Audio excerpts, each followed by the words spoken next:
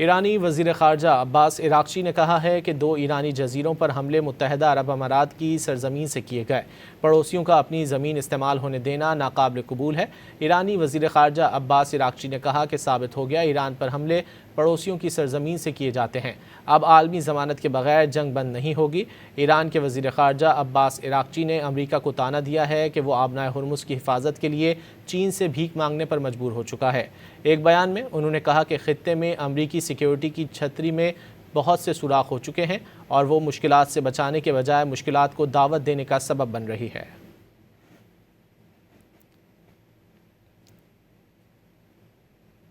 ایرانی وزیر خارجہ عباس عراقچی نے کہا ہے کہ 2 ایرانی جزیروں پر حملے متحدہ عرب امارات کی سرزمین سے کیے گئے۔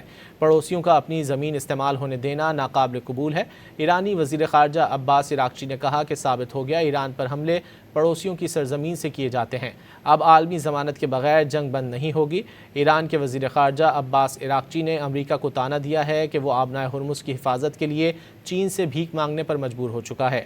ایک بیان میں انہوں نے کہا کہ خطے میں امریکی سیکیورٹی کی چھتری میں بہت سے سوراخ ہو چکے ہیں اور وہ مشکلات سے بچانے کے بجائے مشکلات کو دعوت دینے کا سبب بن رہی ہے۔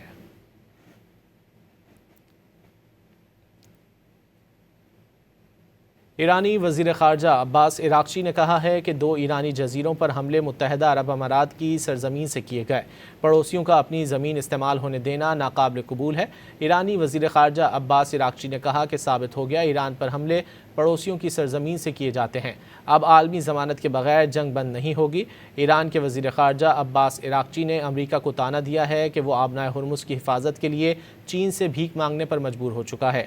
ایک بیان میں انہوں نے کہا کہ خطے میں امریکی سیکیورٹی کی چھتری میں بہت سے سوراخ ہو چکے ہیں اور وہ مشکلات سے بچانے کے بجائے مشکلات کو دعوت دینے کا سبب بن رہی ہے۔